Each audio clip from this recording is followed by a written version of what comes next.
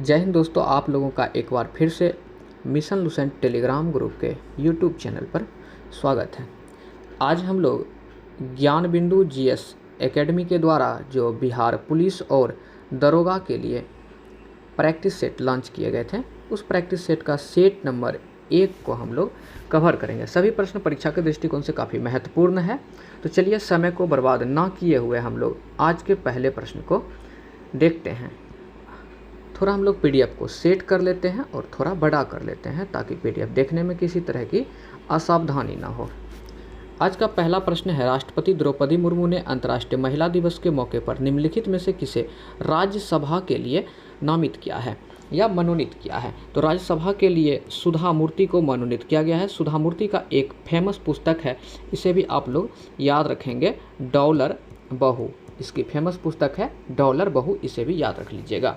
अगला प्रश्न है, 71वें मिस वर्ल्ड समारोह 2024 के संदर्भ में निम्नलिखित कथन पर विचार कीजिए। तो देखिए फ्रेंड, यहाँ पर 71वां मिस वर्ल्ड 2024 में जो हुआ है इसके बारे में पूछा गया है। तो चेक गणराज्य की क्रिस्टीना प्लिस्कोवा को 71वीं मिस वर्ल्ड का खिताब पहनाया गया था, इसे भी याद रखिएगा। और 71वें मिस वर्ल्ड समारोह 2024 मुंबई में आयोजित किए गए थे।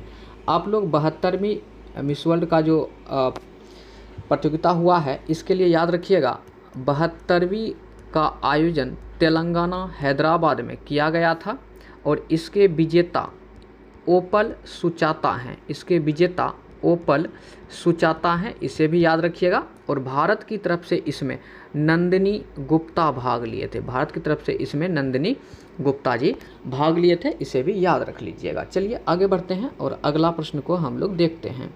प्रश्न संख्या 3। प्रश्न संख्या 3 में है, 8 से 10 मार्च 2024 तक भारत के पहले इंडिया वाइडी क्रिक उत्सव का आयोजन कहाँ किया गया है? तो इसका आयोजन दुबई में किए गए हैं।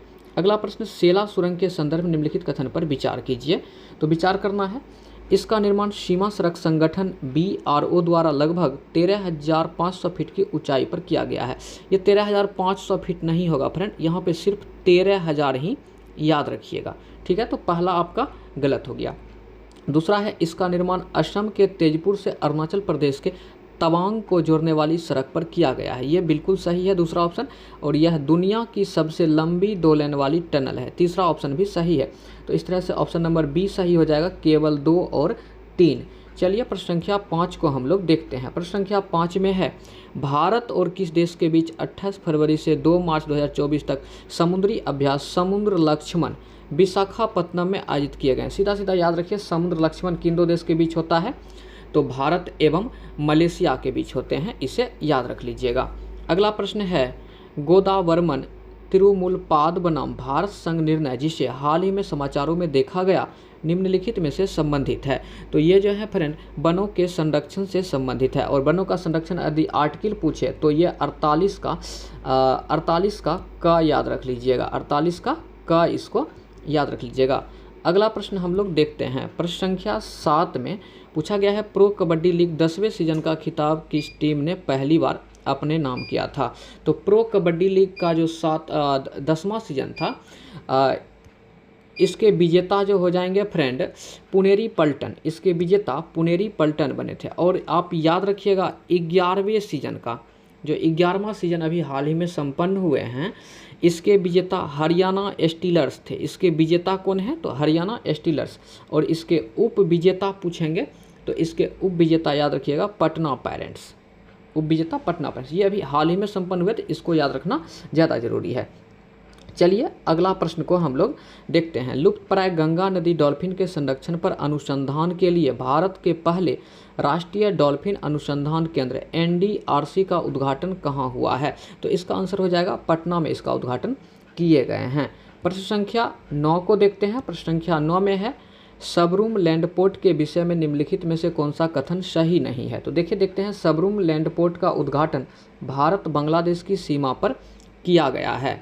ये जो है फ्रेंड बिल्कुल सही है।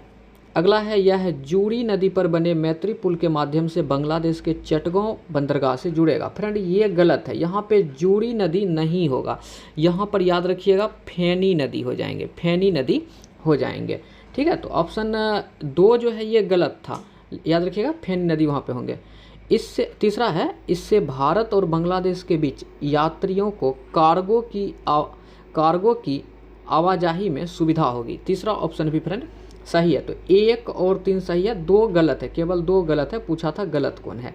चलिए प्रश्न संख्या 10 को हम लोग देखते हैं। प्रश्न संख्या 10 है, हाल ही में चर्चा में रहा सानन जलविद्युत परियोजना किन दो राज्य के बीच विवादित है। तो सानन जलविद्युत परियोजना जो है फ्रेंड, यह हो जाएंगे पंजाब एवं हिमाचल प्रदेश के बीच विवादित है, पंजाब एवं हिमाचल प्रदेश के बीच।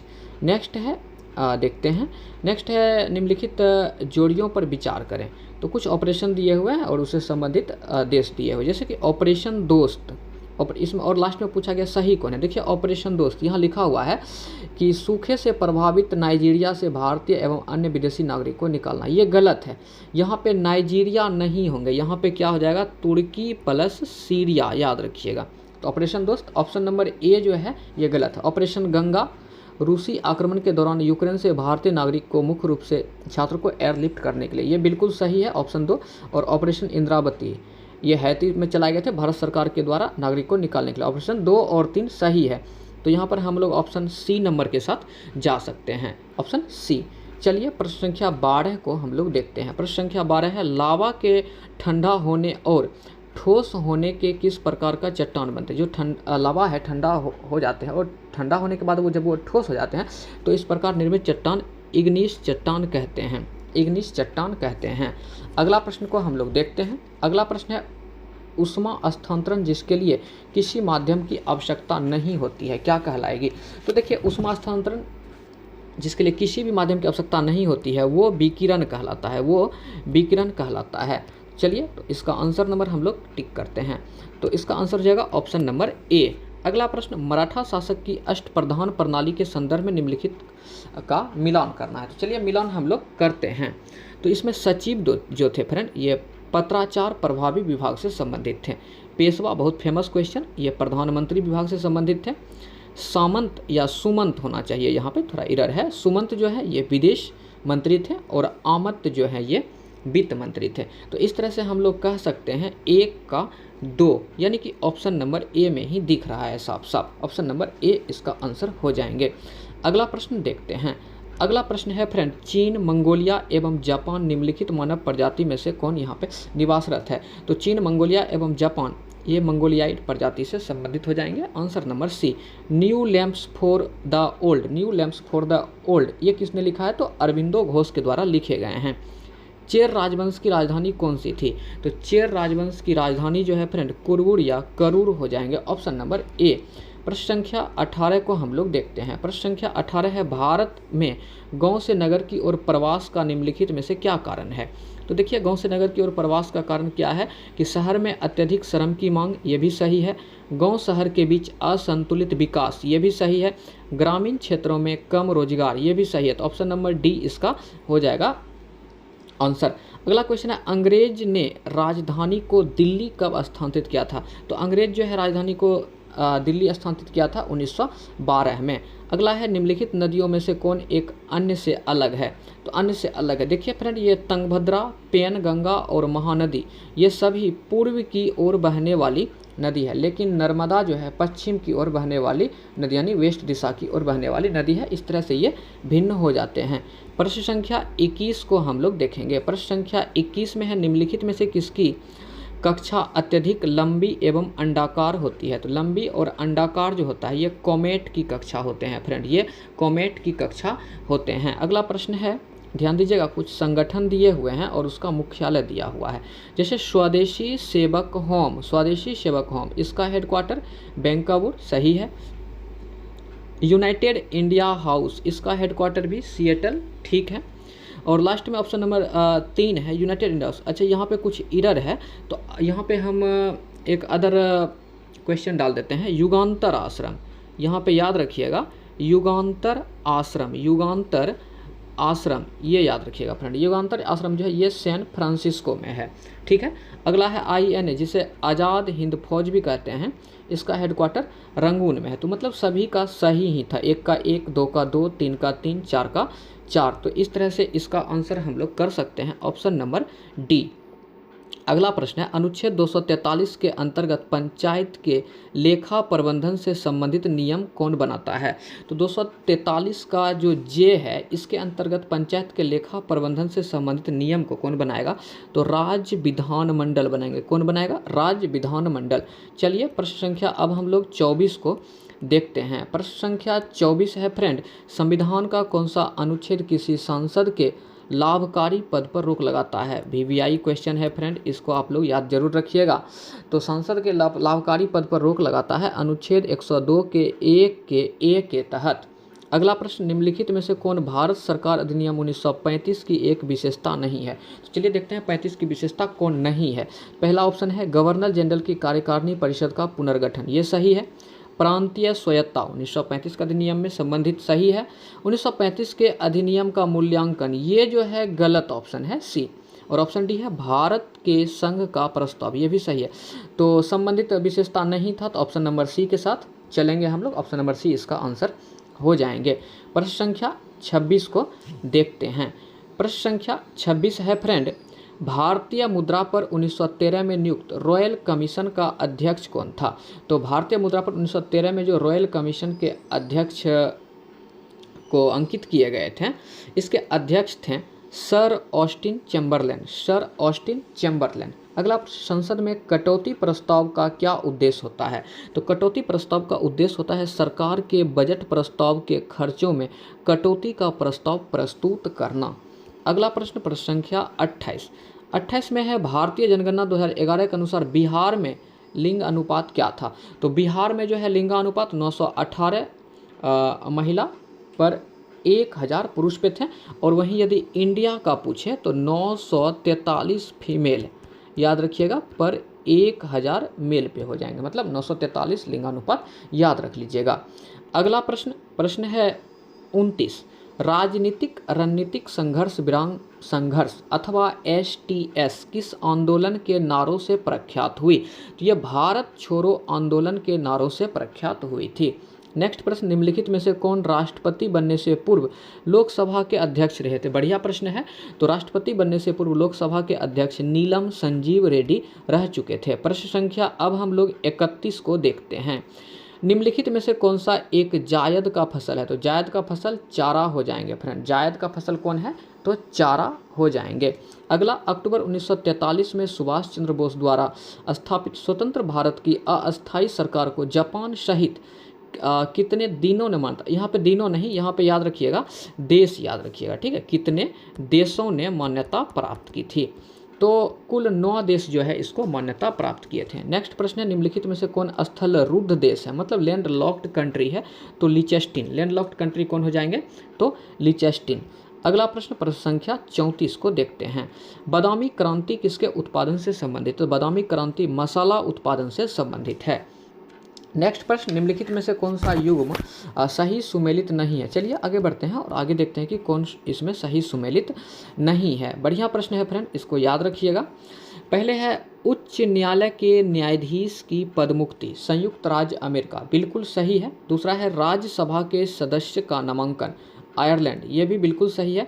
केंद्र की अवशिष्ट शक्ति, ये भी कनाडा, बिल्कुल सही है। आपातकालीन उपबंध, ये जर्मनी, ये जो है फ्रेंड गलत है। आपातकालीन उपबंध जो है ये गलत हो जाएंगे, इसको याद रखिएगा आप लोग, गलत हो जाएंगे। जैसे कि जर्मनी से क्या आता है ना कि आपातकाल के दौरान जो मौलिक अधिकार होते हैं इसका निलंबन हो जाना। मौलिक अधिकार, आपातकाल के समय मौलिक अधिकार का निलंबन, ये जर्मनी से। और सीधा सीधा आपातकालीन उपबंध बोलेंगे तो ये जो भारत सरकार अधिनियम 1935 था, इससे इसको ग्रहण किए गए हैं। चलिए प्रश्न संख्या 36 को अब हम लोग देखते हैं। प्रश्न संख्या 36 है, भारतीय इतिहास के संदर्भ में कुल्ल्यावाप और द्रोणावाप, कुल्ल्यावाप एवं द्रोणवाप का शब्द क्या निर्दिष्ट करता है? ये भूमाप की एक पद्धति है या भूमाप के लिए एक शब्द का प्रयोग किया जाता था। अनुसूचित जाति शब्द का प्रयोग सर्वप्रथम किसके द्वारा किया गया? तो साइमन कमीशन के द्वारा अनुसूचित जाति शब्द का प्रयोग किए गए थे। और प्रोजेक्ट कुबेर किस निकाय की एक परियोजना है? तो प्रोजेक्ट कुबेर जो है ये भारतीय स्टेट बैंक की एक परियोजना है। प्रश्न संख्या 39 को देखते हैं। 39 में है, भारतीय संसद के दोनों सदन की प्रथम संयुक्त बैठक हुई थी। यहाँ पे प्रथम पूछा गया है, तो प्रथम संयुक्त बैठक 1961 में हुए थे, जो कि दहेज प्रतिषेध विधेयक से संबंधित थे। देखिए संयुक्त अधिवेशन अब तक 3 हो चुके हैं, जबकि पहला 1961 में थे, दूसरा हो जाएंगे बैंकिंग सेवा से थे, ये 1977-78 इसका आंसर हो जाएंगे, और तीसरा आतंकवाद से थे, ये 2002 में। ये तीनों जरूर याद रख लीजिएगा। तो आंसर हो जाएगा ऑप्शन नंबर 2। चलिए अगला प्रश्न को हम लोग देखते हैं। प्रश्न संख्या 40। लोक सेवाओं की परीक्षा इंग्लैंड तथा भारत में एक साथ कराने की संस्तुति निम्नलिखित में से किसके द्वारा की गई थी? तो मॉन्टेग्यू चेम्सफोर्ड रिपोर्ट द्वारा। अगला प्रश्न है, द्रोमाकृतिक जिसे वृक्षाकार भी बोलते हैं डेल्टा का निर्माण निम्न में से कौन सी नदी करता है? तो द्रोमाकृतिक यानी वृक्षाकार डेल्टा का निर्माण जो है फ्रेंड, ये एब्रो नदी करते हैं, एब्रो नदी। और मिसिसिपी मिसौरी यहाँ पर है, तो ये पक्षीपाद डेल्टा का निर्माण करते हैं। ये भी याद रखिएगा आप लोग, पक्षीपाद डेल्टा का निर्माण मिसिसिपी एवं मिसौरी नदी करते हैं। प्रश्न संख्या 42 को देखते हैं। निम्नलिखित में से किस वर्ष इंडियन एस्ट्यूटरी कमीशन का गठन किया गया था? तो इंडियन एस्ट्यूटरी कमीशन का गठन 1927 में किए गए थे। ऑप्शन नंबर बी इसका आंसर हो जाएंगे। प्रश्न संख्या 43 को अब हम लोग देखते हैं। निम्नलिखित में से कौन सा महासागरीय धारा हिंद महासागर से संबंधित है? तो हिंद महासागर से संबंधित हो जाएंगे इसमें पश्चिमी ऑस्ट्रेलिया की धारा, जो कि ठंडी है, इसके अलावा हिंद महासागर का एक और जलधारा परीक्षा में पूछा जाता है, वह है अगुलहास की धारा, जो कि गर्म जलधारा है, इसको याद रख लीजिएगा। प्रश्न संख्या 44। निम्नलिखित में से किसने अबुल फजल की हत्या की थी? तो Bir Singh Bundela. Option number C answer हो जाएंगे। प्रश्न संख्या 45 में है, निम्नलिखित कथन में से कौन सा कथन सत्य नहीं है, यानी गलत कथन को चुनना है। ऑप्शन नंबर ए है, भरतपुर के जाट राज्य की स्थापना चूड़ामन एवं बदन सिंह ने की थी, बिल्कुल सही है। दूसरा है, जाट सत्ता सूरजमल के नेतृत्व में अपनी उच्चतम गरिमा पर पहुंची थी, यह भी बिल्कुल सही है। ऑप्शन नंबर ए और बी अब तक सही है। ऑप्शन नंबर हम लोग सी और डी को देखते हैं। ऑप्शन नंबर सी है, सूरजमल को जाट जाति का अफलातून यानी प्लेटो कहा जाता है, यह भी बिल्कुल सही है। लास्ट ऑप्शन है, सूरजमल की मृत्यु के बाद छोटे छोटे राज्य ने मिलकर महासंघ का निर्माण किया, ये गलत है। तो गलत कथन चुनना था, तो ऑप्शन नंबर डी आपका आंसर हो जाएंगे। नेक्स्ट है, किस संविधान संशोधन अधिनियम द्वारा अनुच्छेद 16 4 का क्लॉज को जोड़ा गया, जिसमें यह व्यवस्था की गई कि अनुसूचित जाति एवं अनुसूचित जनजाति के लिए पदोन्नति में आरक्षण दिया जा सकता है? तो यह हो जाएंगे 77वां संविधान संशोधन के द्वारा ऐसी व्यवस्था की गई थी। प्रश्न संख्या 47 को हम लोग देखते हैं। प्रश्न संख्या 47 है, निम्नलिखित कथन पर विचार कीजिए और दिए गए कूट द्वारा सही उत्तर का चयन करें। तो चलिए सही उत्तर का हम लोग चयन करेंगे। पहला है, यदि किसी राज्य में राष्ट्रपति शासन अथवा राष्ट्रीय आपातकाल लगा हो तो राज्य सूची पर अध्यादेश जारी नहीं कर सकता, ये तो गलत है, अध्यादेश जारी कर सकता है। उसके बाद ऑप्शन नंबर 2 है, यदि सांसद के दोनों सदन अध्यादेश पर निर्नुमोदन कर दे तो यह 6 सप्ताह की अवधि से पहले ही समाप्त हो जाएगी, बिल्कुल सही है ऑप्शन नंबर 2। तो इसमें सही कथन का चयन करना था, तो ऑप्शन नंबर बी हो जाएगा, केवल 2 सही है। प्रश्न संख्या 48 को देखते हैं। प्रश्न संख्या 48 में कुछ मध्यकालीन राज्य दिए गए हैं और उसकी वर्तमान नाम या अवस्थिति आपको बताना, जैसे कि राधा जो है दक्षिणी बंगाल को कहते हैं वर्तमान में, और तिरहुत ये उत्तरी बंगाल को कहते हैं, जाजनगर ये उड़ीसा को कहते हैं, और कामरूप ये असम को कहते हैं। ठीक है फ्रेंड, तो इसका आंसर हो जाएगा ऑप्शन डी, सभी सही है। इसको थोड़ा ध्यान से देख लीजिएगा आप लोग, वीडियो को रोक करके थोड़ा हम स्पीड में इसको ख़त्म कर रहे हैं। चलिए आगे बढ़ते हैं। प्रश्न संख्या 49 को देखते हैं। निम्नलिखित में से कौन सा कथन ग्रेट इंडियन बस्टर्ड के बारे में सत्य नहीं है? यहाँ भी गलत कथन का चयन करना है।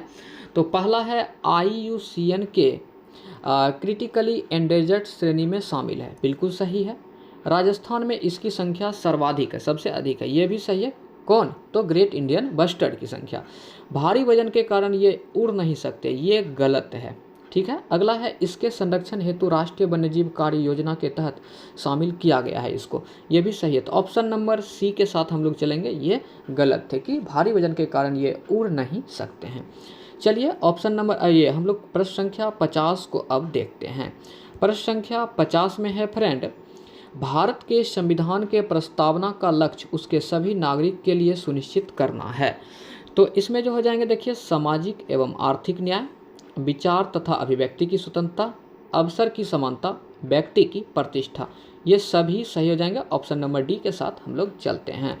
प्रश्न संख्या 51 को देखते हैं। प्रश्न है, भारत परिषद अधिनियम 1861 के संबंध में निम्नलिखित कथन में से कौन सा सही है। तो 1861 के संबंध में सही कथन का चयन करना है। ऑप्शन नंबर ए से ही शुरुआत करते हैं।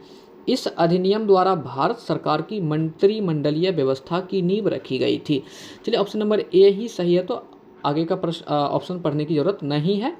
जो 1861 का भारत परिषद अधिनियम था, इसमें भारत सरकार की मंत्रिमंडलीय व्यवस्था की नींव फ्रेंड रखी गई थी। ऑप्शन नंबर ए सही आंसर हो जाएगा।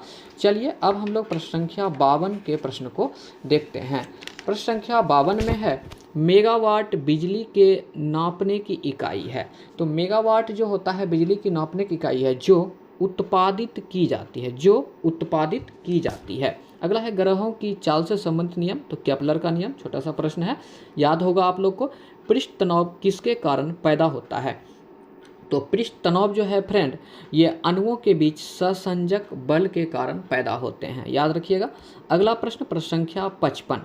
प्रश्न है, स्वचालित इंजन हेतु निम्नलिखित में से कौन सा एक हिमरोधी के तौर पर प्रयुक्त होता है।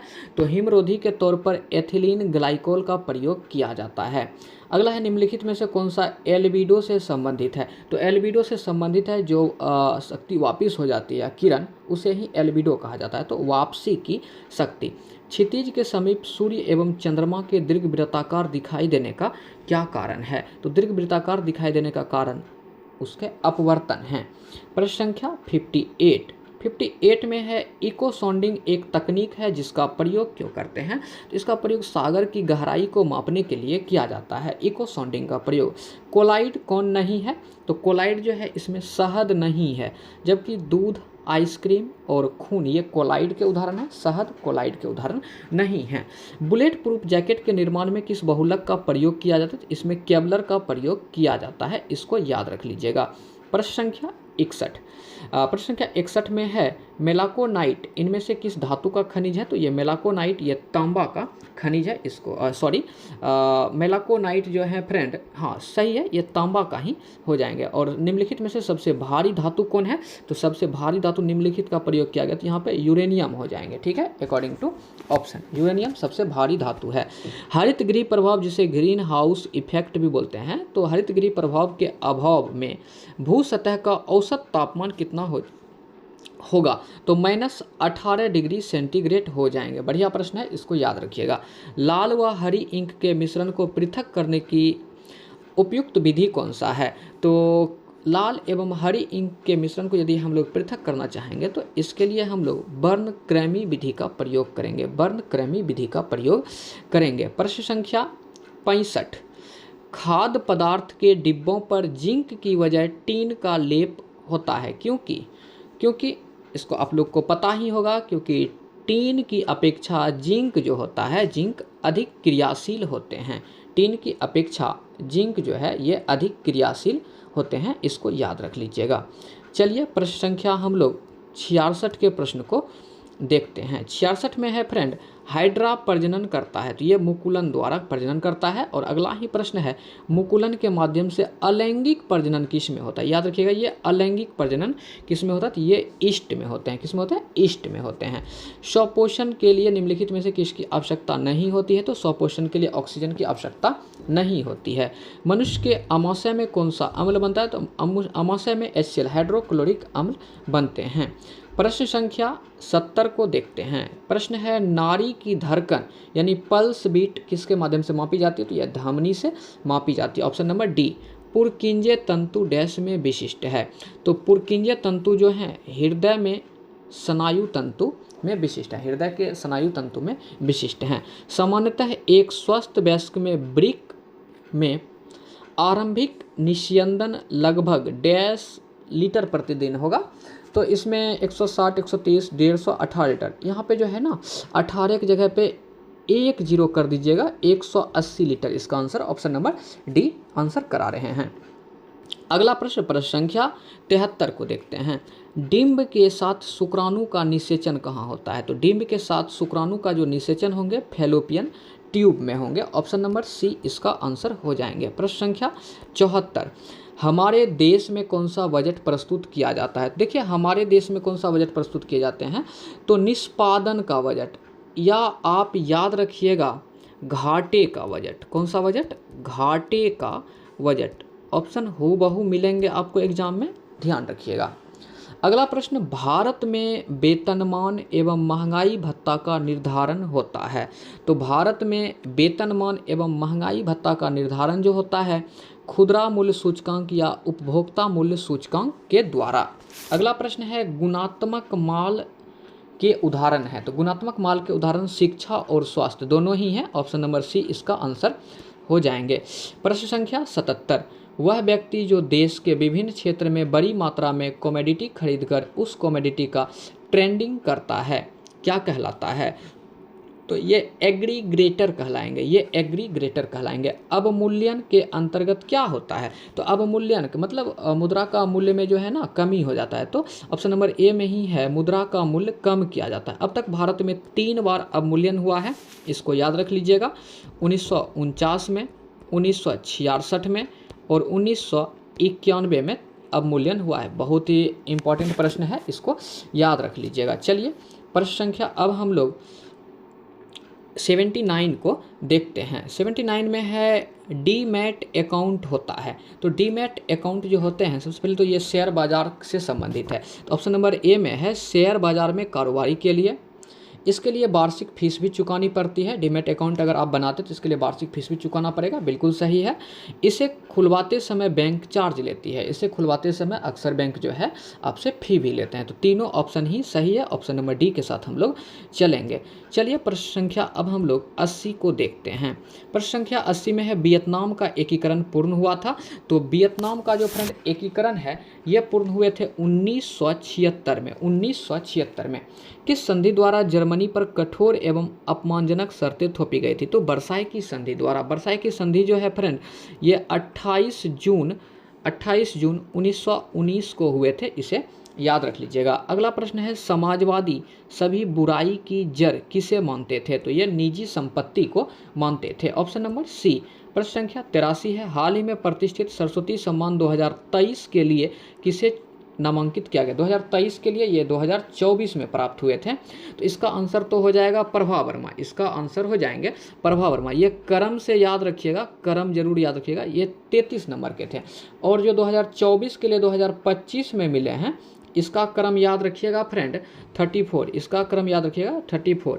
और इसके लिए प्राप्त हुए हैं साधु भद्रेश दास। साधु भद्रेश दास को जरूर याद रखिएगा। ये नवीनतम है, 34वें नंबर का 2025 में मिले हैं साधु भद्रेश दास को। और 33वें नंबर का किसको मिले हैं? प्रभा वर्मा को। प्रश्न संख्या 84, ओडिशा में किस जनजाति समूह ने लोकसभा चुनाव का बहिष्कार करने का फैसला किया है? तो ओडिशा में जो है लोकसभा चुनाव का बहिष्कार करने का फैसला किया था डोंगरिया कोंद जनजाति। और एक प्रश्न आता है कि कोंद विद्रोह कहाँ हुआ था? तो ये भी ओडिशा से ही संबंधित। ऑप्शन नंबर सी इसका आंसर हो जाएंगे। एक बोंडा जनजाति है।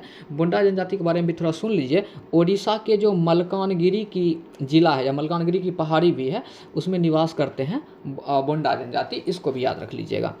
अगला प्रश्न, प्रश्न संख्या 85, 2024 एशियाई जिम्नास्टिक चैंपियनशिप में स्वर्ण पदक जीतने वाली पहली भारतीय जिम्नास्ट कौन बनी? देखिए फ्रेंड 2024 याद रखिए या ना रखिए, लेकिन आप जरूर याद रखिएगा दीपा कर्माकर किस खेल से संबंधित है? तो ये जिम्नास्टिक से संबंधित है। ठीक है, तो जिम्नास्टिक चैंपियनशिप में स्वर्ण पदक 2024 में जीतने वाली पहली भारतीय जिम्नास्ट कौन बन गई? दीपा कर्माकर।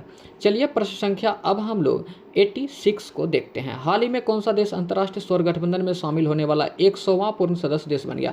देखिए फ्रेंड 100वां पूर्ण सदस्य देश की बात की गई है। 100वां पूर्ण सदस्य देश पराग्वे बन गया। पराग्वे 101, 2, 3 ये मायने नहीं रखता, लेकिन इसमें जो 100वां देश है ये बहुत ही इंपॉर्टेंट है इसके लिए, इसलिए ये प्रश्न को इसमें शामिल किया गया है। तो पराग्वे बन गए। और अब तक जो डाटा है इसमें कुल 123 सदस्य देश शामिल हो चुके हैं और 123वां अंगोला है। ये डाटा आगे बढ़ भी सकती है या बढ़ भी गई होगी वीडियो बनाने तक। चलिए आगे बढ़ते हैं, अगला प्रश्न को हम लोग देखते हैं। अगला प्रश्न है, हाल ही में खबरों में रहा K2 18b क्या है? K2 18b क्या है? ये एक्सोप्लानेट है, ये एक्सोप्लानेट है। बिहार राज्य से संबंधित साहित्यकार है तो गोपाल सिंह नेपाली, राम वृक्ष बेनीपुरी, शिव पूजन सिंह सहाय। उपर्युक्त सभी ऑप्शन नंबर डी इसका आंसर हो जाएंगे। बेनू वन का निर्माण भगवान बुद्ध के निवास के लिए किसने करवाया था? तो बेनू वन का निर्माण जो है भगवान बुद्ध के निवास के लिए बिंबिसार के द्वारा करवाए गए थे। अगला प्रश्न संख्या 90 को देखते हैं। बॉयज एसोसिएशन के संस्थापक कौन थे? तो बॉयज एसोसिएशन के संस्थापक जो है फ्रेंड श्री सूर्यदेव नारायण वर्मा हो जाएंगे, ये इनके संस्थापक थे। ऑप्शन नंबर बी इसका आंसर हो जाएगा। गया के कांग्रेस अधिवेशन में सबसे प्रमुख प्रश्न क्या था? बहुत बढ़िया प्रश्न है फ्रेंड, इसे जरूर याद रख लीजिएगा। इसका जो प्रमुख प्रश्न था विधान परिषद में प्रवेश, विधान परिषद में प्रवेश। अगला है, दलपत शाही का संबंध किस राज्य से है? तो दलपत शाही का संबंध उज्जैनिया राज्य से है, उज्जैनिया राज्य से है। प्रश्न संख्या 93 में है, M2M का पूर्ण रूप क्या होता है? बढ़िया प्रश्न है। M2M मतलब हो जाएगा machine to machine, machine to machine. Option number D. उस मेमोरी यूनिट का चयन कीजिए जिसका एक्सेस टाइम सबसे कम होता है। तो इसका आंसर याद रखिएगा कैश मेमोरी हो जाएंगे। क्या हो जाएंगे? Cache memory. चलिए हम लोग आंसर भी टिक कर लेते हैं, cache memory. Option number D इसका आंसर हो जाएंगे। निम्नलिखित में से कौन कार्य की उस मात्रा को दर्शाता है जिसे सिस्टम प्रति इकाई समय में करने में सक्षम होता है? तो प्रवाह हो जाएंगे, जिसको इंग्लिश में थ्रूपुट भी बोलते हैं, थ्रूपुट भी बोलते हैं। अगला प्रश्न संख्या 96 को देखते हैं। प्रश्न संख्या 96 है, निम्नलिखित में से कौन सा कानून पर्यावरण से संबंधित नहीं है? तो ऑप्शन नंबर ए है बंदरगाह कानून संशोधन अधिनियम 1997, ये ही पर्यावरण से संबंधित नहीं है। ऑप्शन नंबर ए ही इसका आंसर हो जाएंगे। बाद बाकी याद रखिएगा, जल उपकर अधिनियम 1977 में आया था, वन संरक्षण अधिनियम 1980 में आए थे, सार्वजनिक देयता बीमा अधिनियम 1991 में आए थे। इसका आंसर ऑप्शन नंबर ए हो जाएंगे। भारत में कटीले सींग वाला जंगली आइबैक्स कहाँ पाया जाता है? तो कटीले सींग वाले जंगली आइबैक्स जो हैं फ्रेंड, ये पाए जाएंगे पर्वतीय वनों में, पर्वतीय वनों में। प्रश्न संख्या 98 है, फ्लोराइड प्रदूषण मुख्य रूप से प्रभावित करता है। फ्लोराइड प्रदूषण मुख्य रूप से दांत को प्रभावित करते हैं। 99 नंबर का प्रश्न है, कर्मण्येवाधिकारास्ते मां फलेषु कदाचन किस धर्म ग्रंथ की युक्ति है? इसका आंसर हो जाएंगे श्रीमद् भागवत गीता, श्रीमद् भागवत गीता। और ऑप्शन नंबर प्रश्न संख्या 100 है, दुष्यंत को प्रेम पत्र लिखती शकुंतला का चित्रण किसने किया था? तो दुष्यंत को प्रेम पत्र लिखती शकुंतला का चित्रण जो है अवनींद्रनाथ ठाकुर ने किए थे। तो ये 100 प्रश्न थे। एक प्रश्न का आंसर आप लोग कमेंट बॉक्स में देंगे। जो इटाई रोग है, जो इटाई रोग है, ये किसके वजह से होता है? इसका प्रश्न आप लोग जरूर कमेंट बॉक्स में कमेंट कीजिएगा, हम आपके कमेंट का इंतज़ार करेंगे। यदि आपको सेशन अच्छा लगा हो तो एक लाइक ज़रूर कीजिएगा, और अभी तक यदि आप हमारे चैनल्स पर नए हैं तो इसे सब्सक्राइब जरूर कर लीजिएगा, क्योंकि हम ज्ञानबिंदु जीएस एकेडमी के जो भी बिहार पुलिस और बिहार दरोगा का प्रैक्टिस सेट लॉन्च हुआ है, उसके पूरे सेट को कवर कराएंगे यहाँ पे। धन्यवाद।